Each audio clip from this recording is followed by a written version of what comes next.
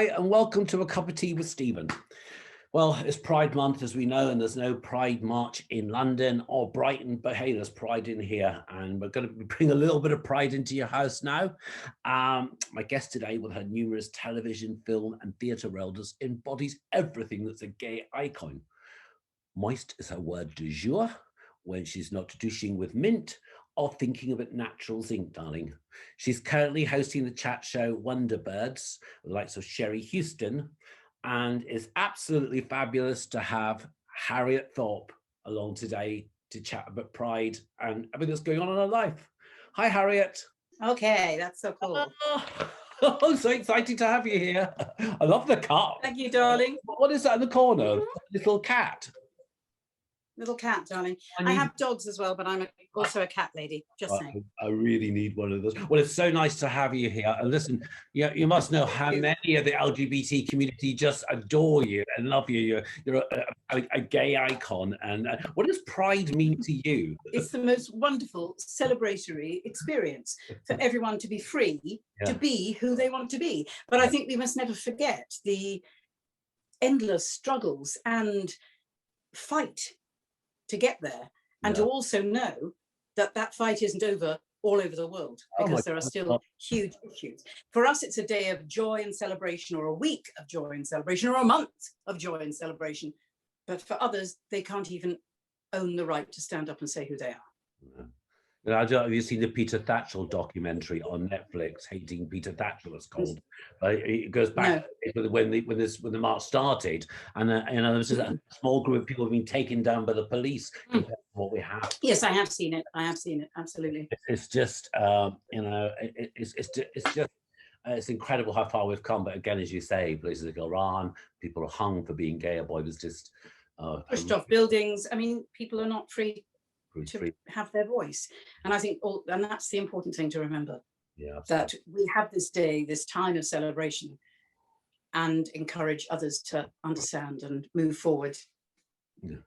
And one of the wonderful things about you is that people obviously use this fabulous theatrical camp figure, but I know basically you're a very proud mum, and you've got a gorgeous, handsome son. And what did you teach them about diversity? I also have a gorgeous, beautiful daughter.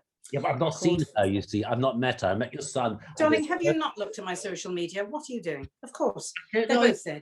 I'm sorry if I apologize. I haven't seen him. I've seen your son. Maybe I've got a one-track mind. Diversity. Not for me to say, darling. But listen, what did you teach them growing up about diversity and the LGBT community? Well, it's really interesting that you should say that, because I didn't have to teach them anything about it, because it was all normal. And that's the world I grew up in. Yes. And my mother, Gillian Freeman, wrote what is now a gay iconic book called The Leather Boys, which was about working class boys, biker boys, who fell in love in 1964, when it was still illegal to be gay. Yes. So in the world that I grew up in, it was normal for men to love each other, for women to love each other, and for men and women to love each other. The Leather Boys is quite an iconic book, isn't it? I mean, it was an iconic novel that then turned into an iconic film with Rita Tushing and Dudley Sutton.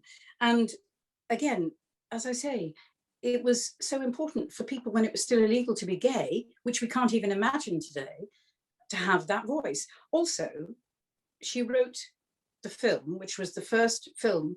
It was Anne Hayward who played a young boy transitioning to a girl, and it was called I Want What I Want, written by Jeff Brown.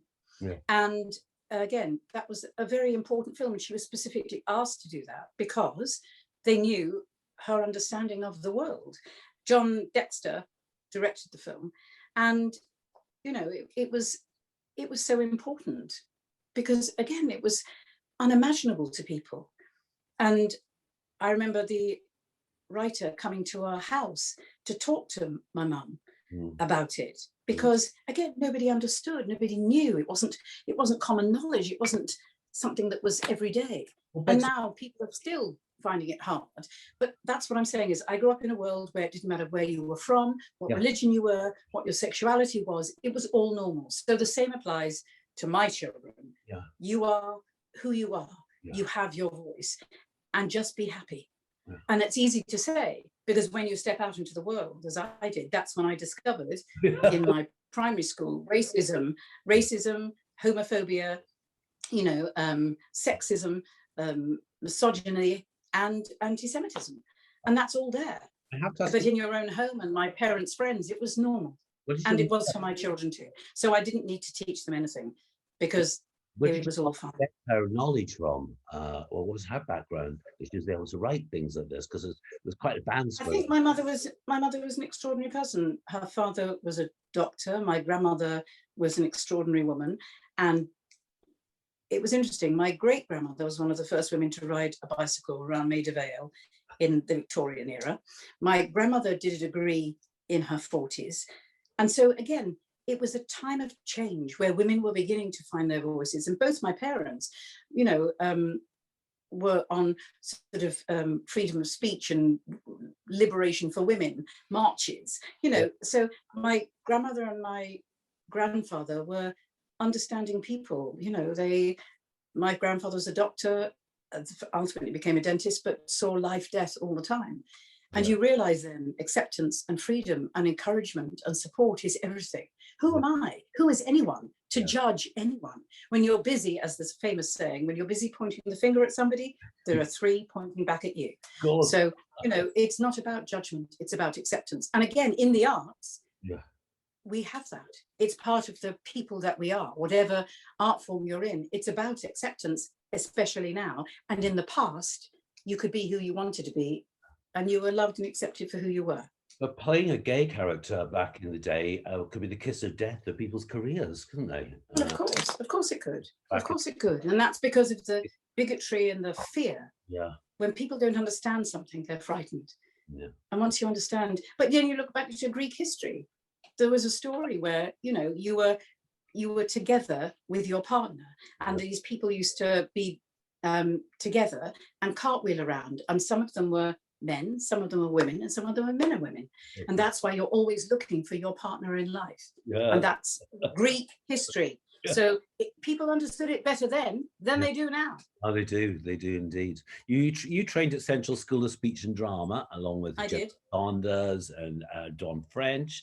I mean, it's an incredible school.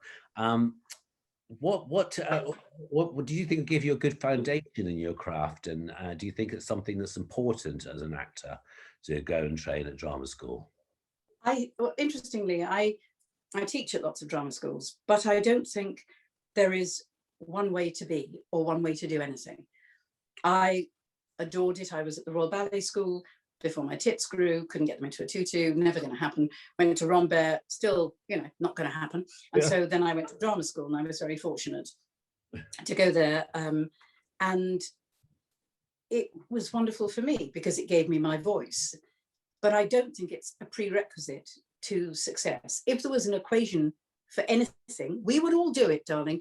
Yeah. People go to drama school and don't work. People don't go to drama school and don't work. People go to drama school and work. People don't go to drama school and work. It's just whatever is right for you.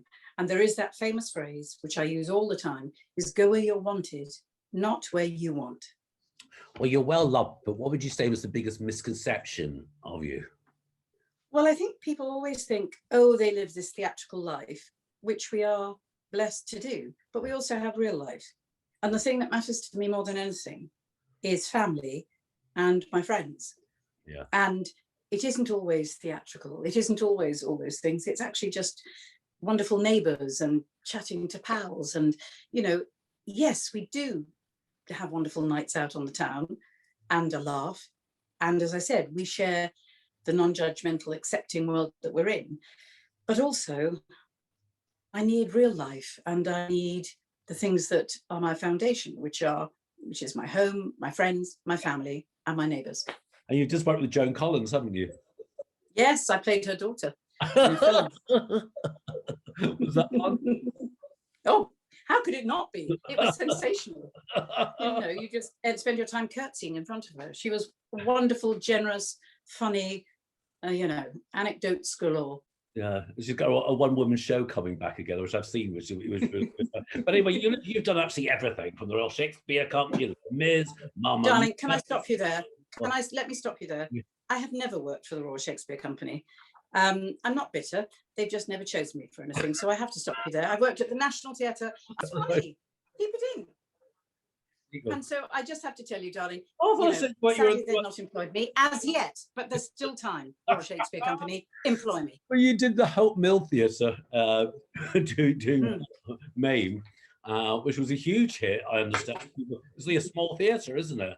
What's your? It is the only fringe theatre. It's the only fringe theatre in Manchester, and fantastically important. And the two guys who run it are absolutely extraordinary and innovative and entrepreneurial to have created this wonderful space where you can put on the most extraordinary shows. I haven't been up to see it yet, but my friend Denise Welsh is a big campaigner for it. She's a patron for them, as is also Tracy Bennett, who was, of course, Maine. Yeah, got rave reviews. What's been your favourite part, and what would you like to play still? Well, I know it's so fascinating to think about it, because in the moment, whatever you're doing has to be your favorite part because of your emotional commitment to it. You're doing it 8 times a week, or if you're doing theatre. I've adored all of them, and they're all mad, psychotic women, whether it's Morrible, Thénardier, Lovett, you name it. But I think my favorite has to be Vera Charles, because it's just so glorious to play that role. Would you like to bring it into the West End?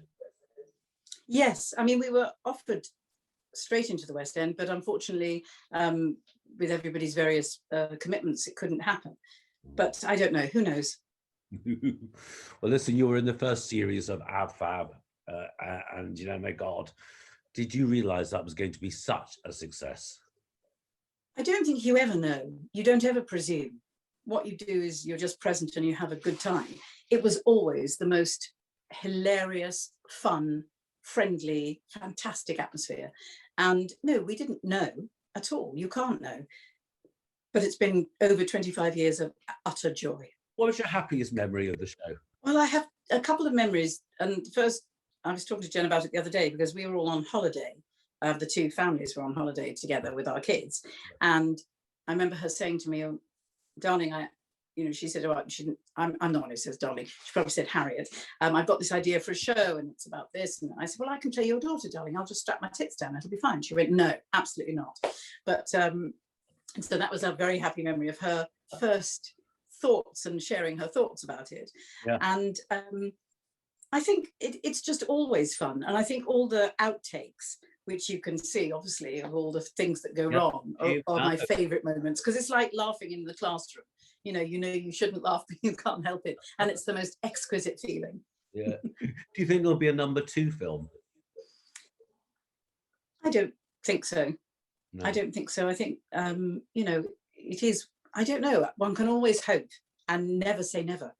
But I have no idea, and I've not heard any rumblings. So we really like. I mean, I enjoyed the first one. It was good. It was. Do you, everything's got so PC now. People are frightened of.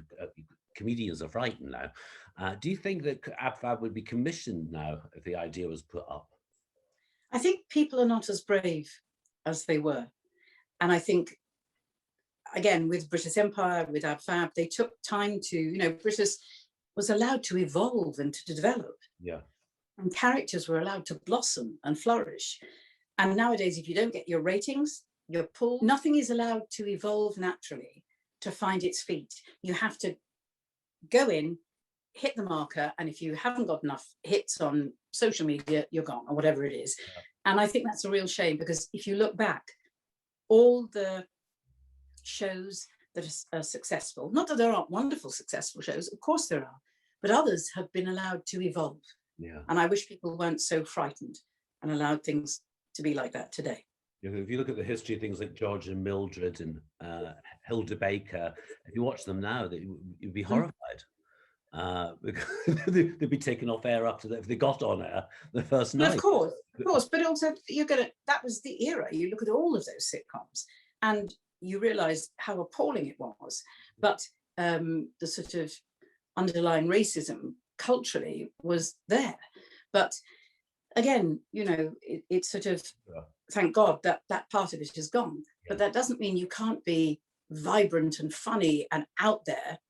And there are wonderful shows on now that are absolutely in your face, often online, that are free to say what they want. I was thinking about the show Wonderbirds that I'm doing, that we've been running for over a year now with Sherry Hewson, Dee Anderson and Debbie Arnold. We do it 3 or 4 times a week.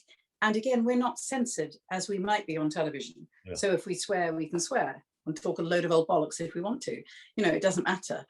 Again, the restrictions, there's more acceptance and freedom online, you know. Of course, but then equally being well known, if you say anything wrong, it could be all over the Daily Mail the next day, couldn't it? But why, again, the reality, you're absolutely right. But who would ever, why would people want to say anything wrong? I mean, if you say bollocks or for fuck's sake or whatever, doesn't matter. That doesn't matter. It's not Mary Whitehouse Day anymore. She's long gone. And all the ridiculous nonsense that she projected onto things that were innocent and funny and important, she was horrendous. I'm sorry, Mary, but you were. And so those days are gone. It isn't acceptable to be racist, homophobic, you know, anti-Semitic, anti-Muslim, anti-anything. It's not, but you can still be free and be funny. And that's not about being any of those things either. You cannot do that. Absolutely not. Well, listen, I was going to ask you about Wonderbirds has become like a little bit of a cult hit already. How did it come about? And do you plan to take it into the studio now we're all out of lockdown? I don't know if we will. I don't know. It started because Debbie Arnold rang us all and said, I've got this idea. And we all 4 of us chatted. And then we were talking about what name should it be. And, you know, Dee's parents created Thunderbirds. And I said, well, why don't we call it Wonderbirds? And then that was how the name arrived. So, and we've all, every single one of us, created this show. From Debbie's idea, I named it, but that's nothing to do with anything because all of us created the show together. And its identity and its fun. And I think we've had something like 9 million hits in the last year. And it is about talking about things that people are frightened to talk about and having a laugh and just saying things aren't okay sometimes. And, you know, and also a lot of nonsense, which is lovely. And we've been privileged to have a lot of guests who are absolutely fabulous. And we're doing a live show on the 28th of June at the Duchess Theatre at 7:30. Get your tickets while you can. And that will be with some lovely guests as well and just having a good time. That'll be the first time you've done it live together, won't it? The Duchess Theatre show. There's the first time you'll have done. Oh yeah, of course. We haven't done a live show, but again, we go live often online, but it's not like being actually together in the flesh. We've never done that. It's sort of bizarre, and yet, we were saying today, you know, I'm always busy before a Zoom call, and I've done it again today. And I said on the show today, I'm always busy, you know, putting on perfume before my Zoom call. It's perfume for a Zoom call. I mean, I put perfume on it every day anyway. You're a lady. But I do it for a Zoom. Themselves, and I would never do a Zoom call without having a shower. You see, but would you always put aftershave on? Yeah, I always put a bit on each day. And a bit on before a Zoom because I'm busy putting it on before a Zoom. But listen, what are you watching on the television at the moment? What's your favourites? Oh, that's really interesting. The show I was very moved by, which is about women getting revenge on men who have abused them, was Promising Woman. Oh, I haven't Promising Woman. Yeah. Is it? I haven't seen it. I want to see it. It's just that start of somebody saying no, and you know, I guess there's lots of vengeance films, but it's quite witty in parts, very moving in other parts, and devastating in other parts. So it's interesting. I love Gogglebox, especially the celebrity Gogglebox. I love that. What else do I love? Well, I just think any comedy, all I want to watch is comedy because it keeps me buoyant and happy. I don't want real life, thank you. Are you watching RuPaul's Drag Race?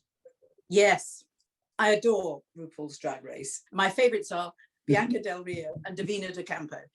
I absolutely adore them both, but I adore all of them. So I hate to be a judge, I'm afraid. Yeah, of course. What's your idea of a perfect night out? Well, doing a show, obviously. And then post-show, it would have to be going to one of the Corbin King restaurants because they are fantastically reasonable in price. fabulous food, amazing entertainment, and every restaurant you walk into is like walking onto a wonderful set. And I would love to go to one of those, and then of course to the Ivy Club to have a twinkle, my favorite cocktail of all time. The one I love it. I love a little tinkle afterwards as well. What It's not a tinkle, darling. It's a twinkle.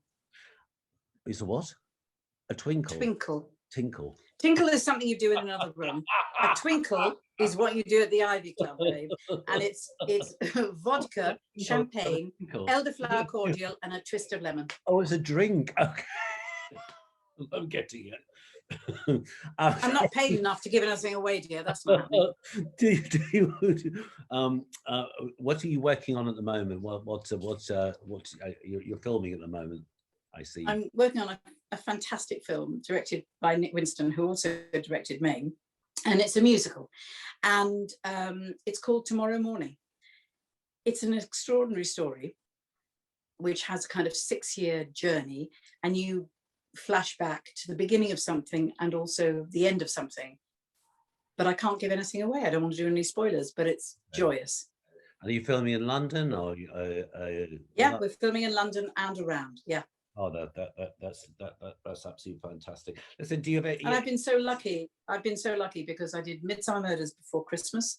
I did an episode of Endeavour in sort of February, March, and I've done an episode of Doctors with Helen Lederer, my AbFab cohort, very recently, which I don't think comes out till September, but I can't say any more either. And now I'm doing this wonderful film. In the autumn, I'm doing Hilary Bonner's new show, Deadlines. Oh, I love Hilary, Brilliant. She's big inspiration to me, and Amanda, of course. Yeah. They're wonderful. Oh, that's great. I love Hilary. We're going to do a with Hilary. I just did Amanda, so I'm going to do Hilary. It'll be absolutely terrific having her on. They're wonderful, and her writing is fantastic, and it's the most wonderful thriller. It's really, really good.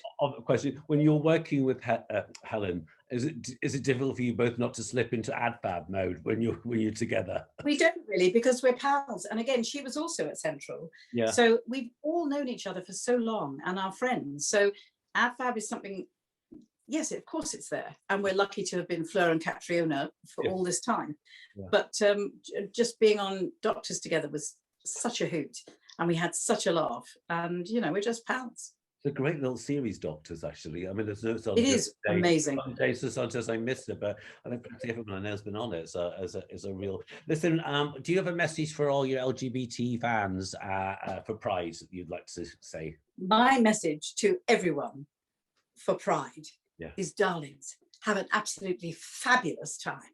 You deserve it. Oh, thank you so much for coming on. It's been really good fun. And I'll speak. Such a pleasure. Happy Pride.